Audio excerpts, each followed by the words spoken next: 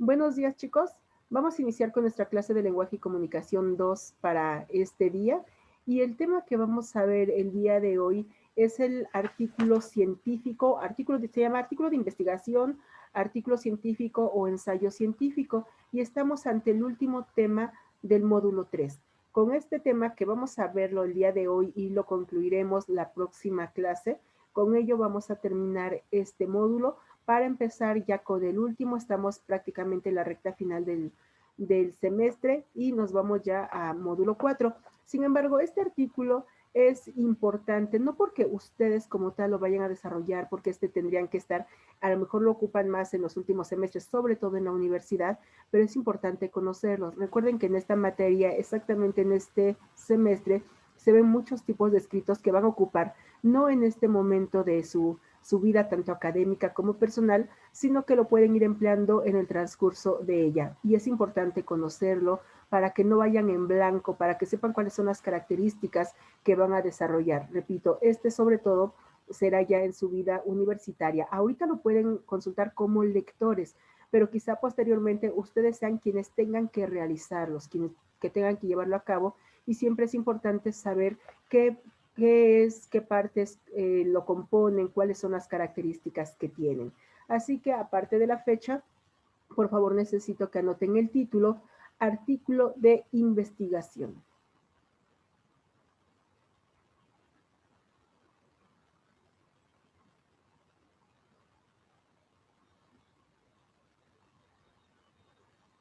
Artículo de investigación.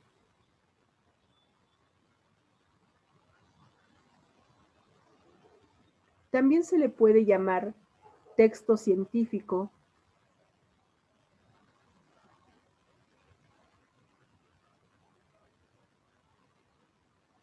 o ensayo científico,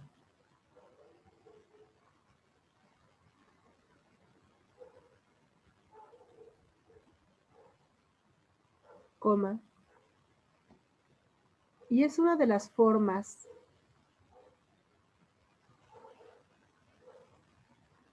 más habituales, y es una de las formas más habituales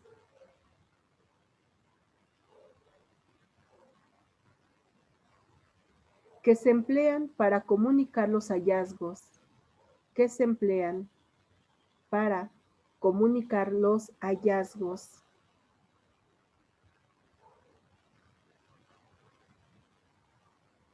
o resultados originales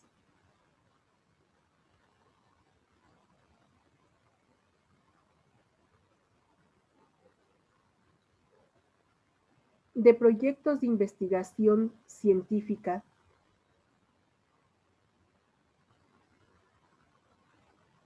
de proyectos de investigación científica, coma, tecnológica, coma,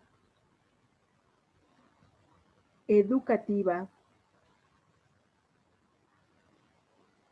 coma, pedagógica,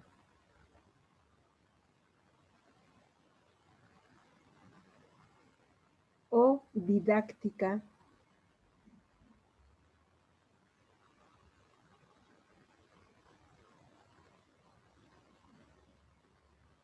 y dar a conocer, y dar a conocer.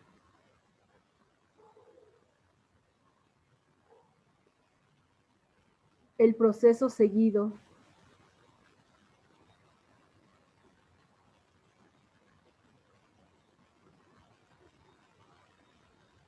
en la obtención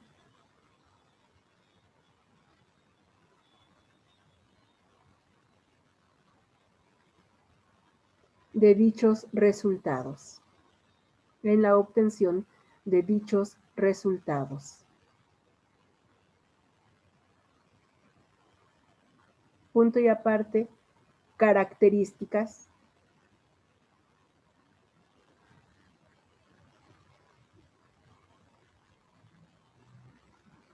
características Las anotan por favor en forma de lista. Es informativo. La número 1 es informativo.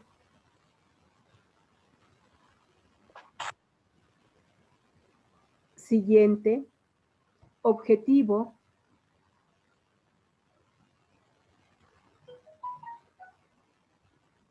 Siguiente, universal.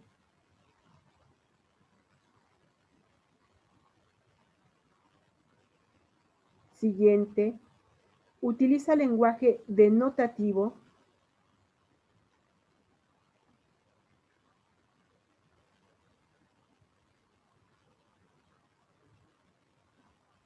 Siguiente, el conocimiento que presenta es producto del método científico. El conocimiento que presenta es producto del método científico.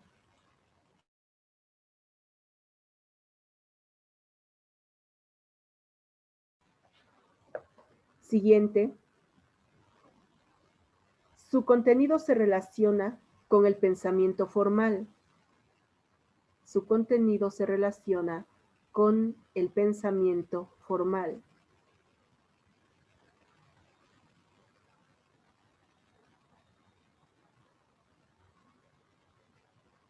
Siguiente, da a conocer los procesos. Da a conocer los procesos.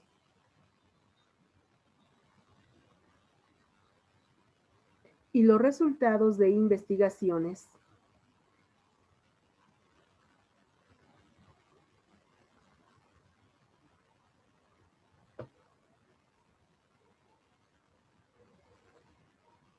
Y los descubrimientos científicos. Punto. Y los descubrimientos científicos.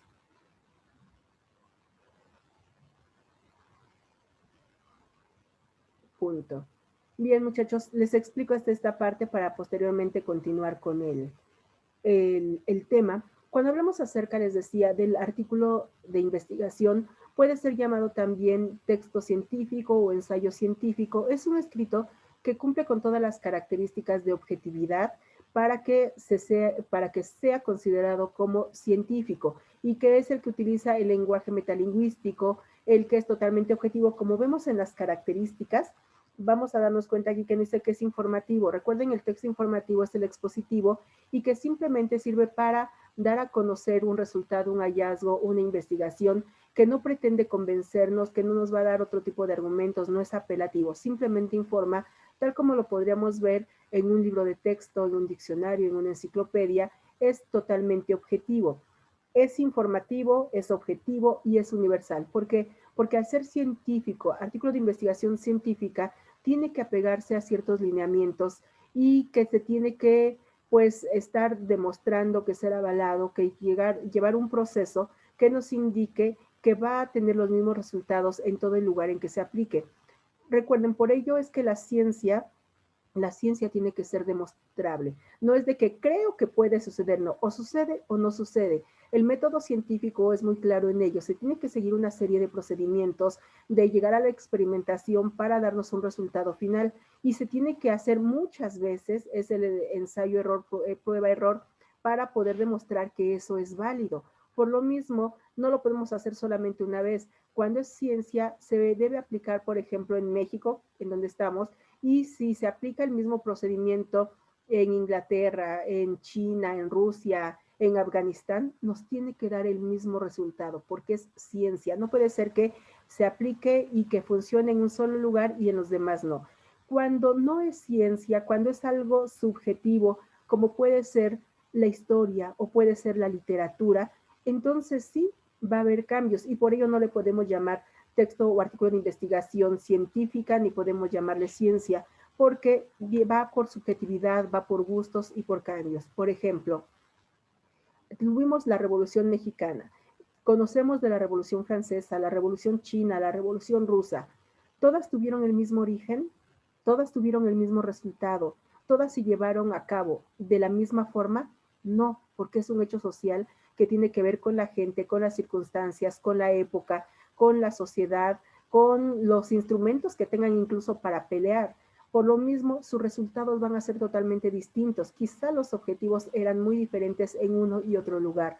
Por lo mismo, no se puede considerar ciencia y no se puede llevar a cabo de la misma forma en otro lugar. Pero ¿qué pasa si es un ensayo científico, como lo que ahorita se está haciendo con las pruebas que se están buscando para obtener una vacuna realmente segura contra el COVID, para saber cómo funciona, cómo se puede combatir? Se está siguiendo metodología científica y por eso, aunque algunos países digan, yo tengo mi propia vacuna, si no pasa por todos esos procedimientos, es muy difícil que la OMS, que es la Organización Mundial de la Salud, pueda tomarlos con seriedad porque no se siguen procedimientos, porque además esos hallazgos a los que están descubriendo tienen que ser presentados a toda la comunidad para que todos digan, eso es cierto, y todos se ayuden. No puede ser algo egoísta o que simplemente unos lo hagan y lo desarrollen, investiguen y otros no. Por lo mismo, la ciencia tiene que ser generalizada, es universal y tiene que ser metódica para que podamos llegar al mismo resultado y pueda ser demostrable. Después nos dice, utiliza un lenguaje denotativo. Recuerden que en el lenguaje existe el denotativo y el connotativo. Lo vimos el semestre pasado, pero aquí también lo vimos en el módulo 1. ¿Alguien recuerda a qué se refiere el lenguaje denotativo y cuál es el lenguaje connotativo?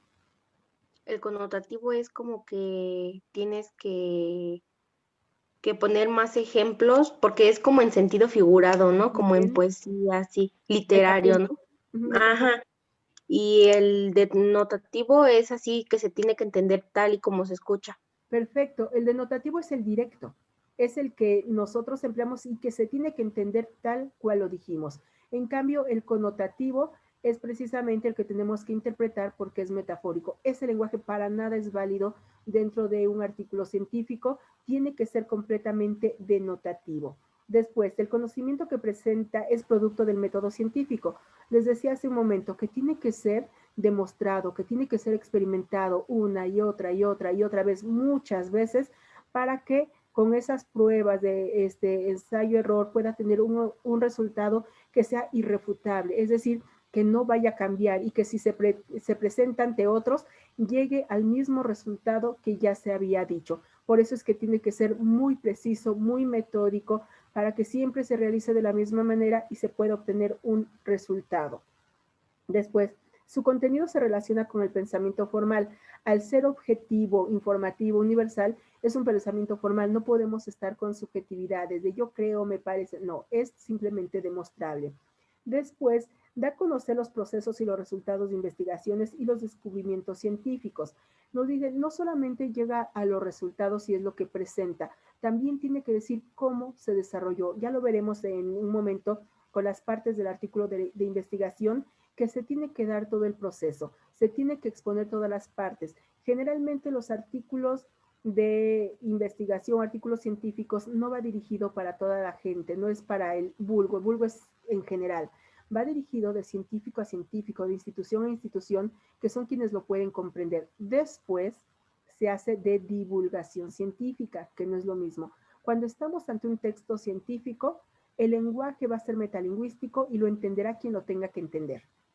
Sin embargo, cuando ya se quiere generalizar y que la gente común, que no tiene que ver con la ciencia, y puede ser desde un estudiante de primaria o un universitario, pero que no sea de ciencia, alguien lee, son los divulgadores científicos, lo leen, lo interpretan y con palabras sencillas al alcance de todos nos explica de qué trata. Es decir, como dicen, con peras y manzanas nos van a explicar de qué se trata el tema y uno dice, ah, ya le entendí, pero le estamos entendiendo el artículo de divulgación, no estamos entendiendo ni se nos está presentando el artículo científico, que es muy diferente. Por ejemplo, si hemos escuchado hablar acerca de la teoría de la relatividad o los ejemplos de la gravedad de Newton, alguien nos los explica. Si ustedes ven la gravedad, a lo mejor lo ven en la clase de física. Sin embargo, eso es lo que ya se les ha explicado, que ha salido en libros, que sus maestros lo estudian y se los van a explicar. Pero creen que si nos presentan a cualquiera de nosotros un texto de la pluma y letra de Newton o de Einstein y lo leemos, ¿le vamos a entender? Pues imagínense, estaríamos al mismo nivel de ellos. ¡Qué maravilla! No lo entenderíamos porque no va dirigido para cualquier persona. Es sus investigaciones y en determinado caso va para sus iguales. Pero si alguien que es un físico lo lee, lo entiende y nos lo explica, decimos, ah, pues ya sí, yo ya leí la teoría de la relatividad, sí, pero en divulgación, no en el texto original. Esa es la diferencia. Entonces, como vemos, el artículo tiene ciertas características, es el más objetivo de todos y en ello estriba quizá la dificultad para poder entenderlo o hacerlo. Bien, hasta aquí, muchachos, ¿alguna duda? ¿No? Vamos a ver cuáles son, como subtema, anotan partes del artículo de investigación.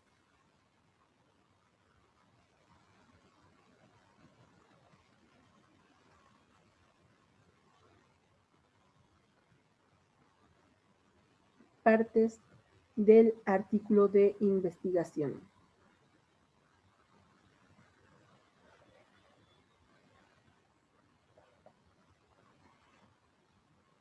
Número 1, título.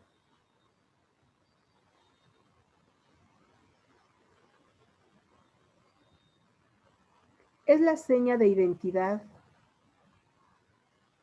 Es la seña de identidad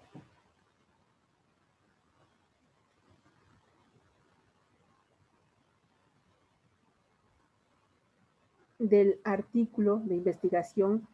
Es la seña de identidad del artículo de investigación.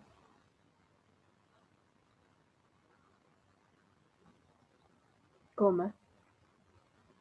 Y en caso de tener subtítulo, y en caso de tener subtítulo,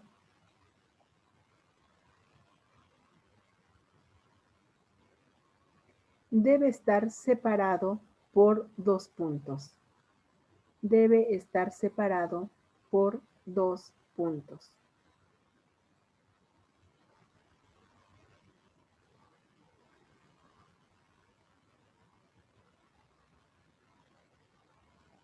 Punto y aparte número 2, autoría. 2 puntos y seguido.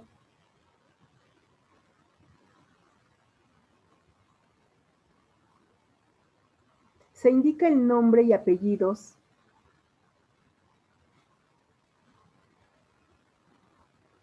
del autor o autores.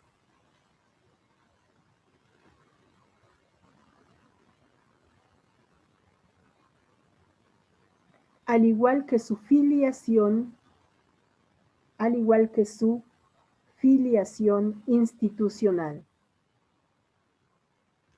Al igual que su filiación institucional.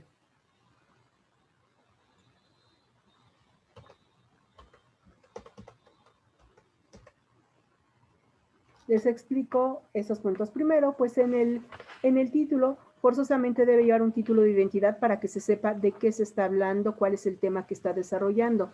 Cuando nos pide acerca de la autoría, son los autores. Generalmente, cuando se habla de ciencia, no va a título personal. Rara vez va a una sola persona, generalmente por lo menos son 2 personas las que colaboran o un grupo en ese trabajo colaborativo. Se anotan los nombres completos, incluyendo apellidos, y la afiliación institucional es a quién pertenecen, porque igualmente, de manera general, no lo hacen con sus propios recursos porque es algo tardado, caro, y generalmente son investigadores de alguna institución. Puede ser una institución educativa, como en nuestro caso, quienes más investigación hacen, la UNAM, el Politécnico, y entonces tendrían que poner, si es en México, su nombre y poner UNAM, porque sabemos que son investigadores de la UNAM o investigadores del CONACYT, investigadores del Politécnico, de la UAM. Investigadores tienen que poner de dónde son, quién los está respaldando. A ellos se le llama filiación institucional, porque puede ser institución académica, como una universidad, o una institución de carácter investigativo, como es el CONACYT en nuestro país. Por eso muchas veces en la Universidad de Massachusetts, Harvard, Oxford, nos van diciendo qué universidades o qué institutos son los que respaldan esa investigación. Punto y aparte, número 3, resumen o abstract. Ya les anoté en el chat abstract para que lo anoten bien, está en inglés. resumen o abstract.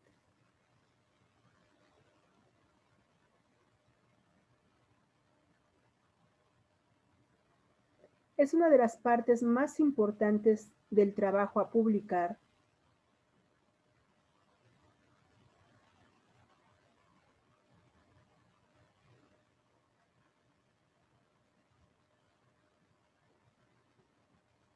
coma, no debe rebasar las 200 palabras, no debe rebasar las 200 palabras,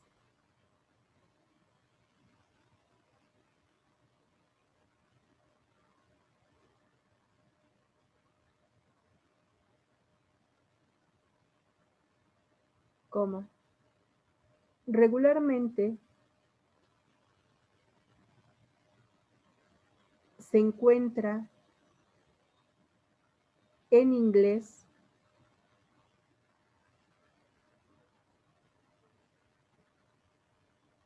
y en el idioma de origen. En nuestro caso, en español.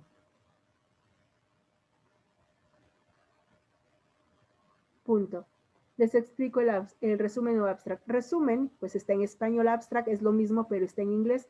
Cuando se habla de un texto de esta importancia y de este tipo, como se presentan o muchas veces pues se van a localizar a través de alguna plataforma, alguna base de datos, se solicita que sea en inglés. Recuerden que el inglés es el idioma universal y un trabajo de tal importancia tiene que ser leído por todos y el punto en común es el inglés.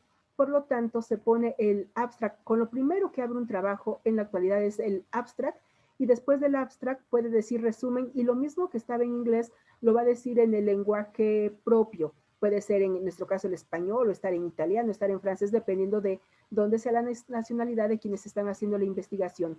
Pero tendrá que estar en inglés porque se pone, les repito, en plataformas, en alguna base de datos para que pueda ser consultado por diferentes personas de diferentes nacionalidades. Y por ello, como el idioma universal es el inglés, tiene que estar en inglés. No debe rebasar las 200 palabras y hacer un resumen tiene que darnos los datos más relevantes, los más importantes, para que resulte atractivo y entonces a partir de ahí uno se decida a leer todo el texto si es que nos resulta también de utilidad para los fines que perseguimos de investigación, de consulta, de interés personal, pero debemos saber que cumple con las características que nosotros necesitamos.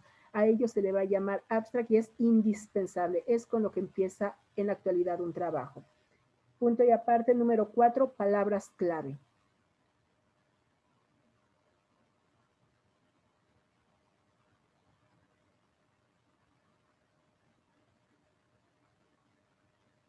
Son las palabras más significativas del texto.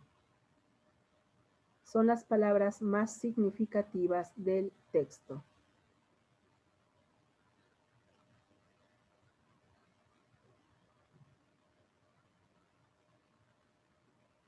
Punto. Les explico.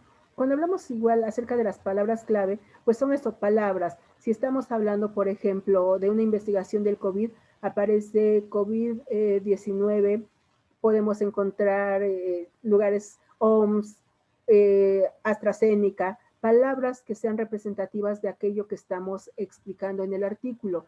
Estas palabras no llevan definición, solamente son las palabras e igualmente si son términos científicos, así se quedan, pero si son palabras en un idioma, se puede poner también las palabras claves, se ponen en inglés y después se ponen en el idioma propio del escrito. Español o quien lo esté escribiendo en su idioma los va a poner. Entonces puede ser igualmente de las dos, pero no se da con definición, no es un glosario, simplemente las palabras más representativas. Número 5, muchachos, por favor. 5, introducción. 2 puntos y seguido.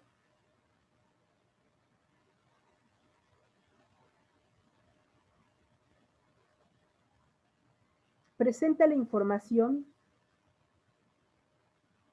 sobre el propósito de la investigación. Recoge la información sobre el propósito de la investigación.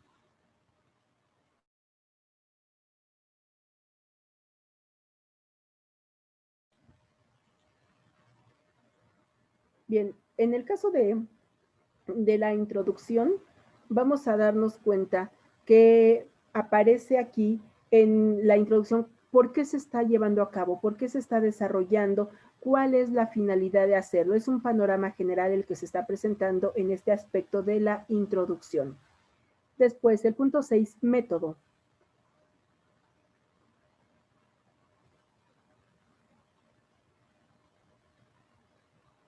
En él se describen las características de la investigación. En él se describen las características de la investigación.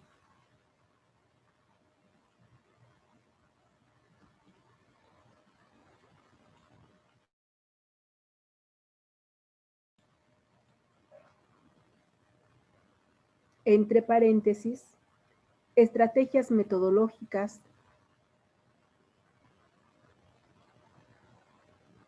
coma, población y muestra,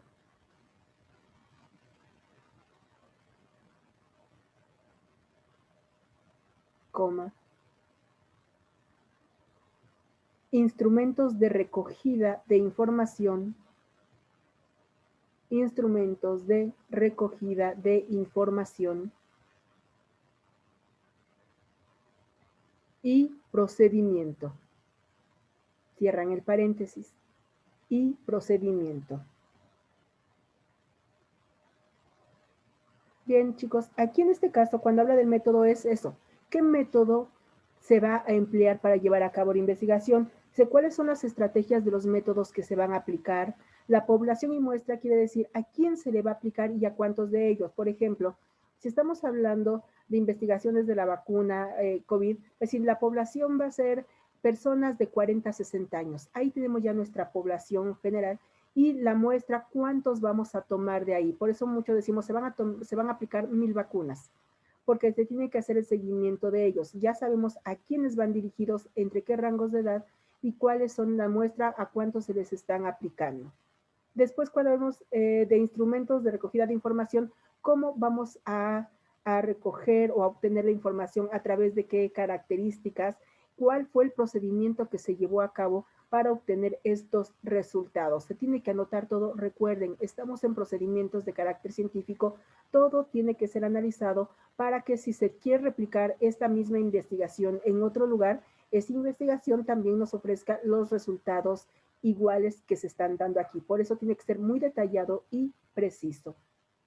Número 7, resultados.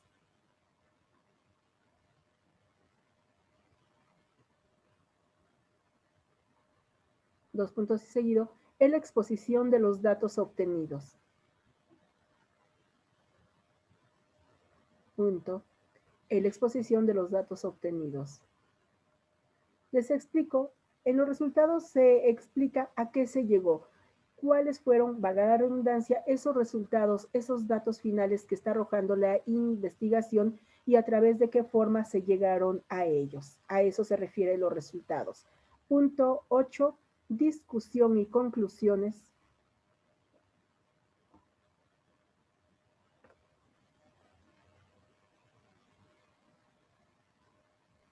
¿Cómo dijo, maestra?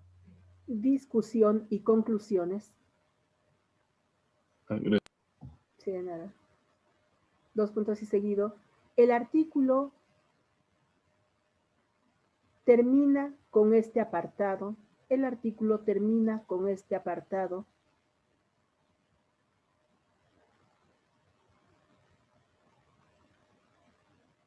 Donde se hace una síntesis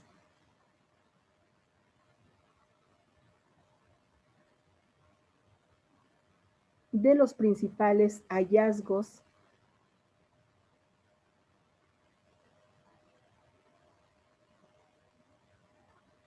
y dan respuesta al problema de la investigación. Punto. Y dan respuesta al problema de la investigación.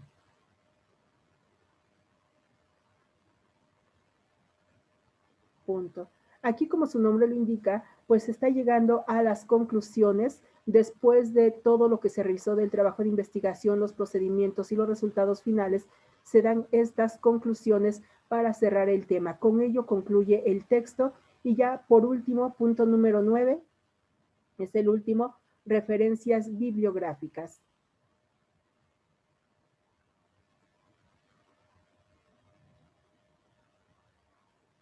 Maestra, ¿lo podía repetir, por favor? Sí. Número 9, referencias bibliográficas.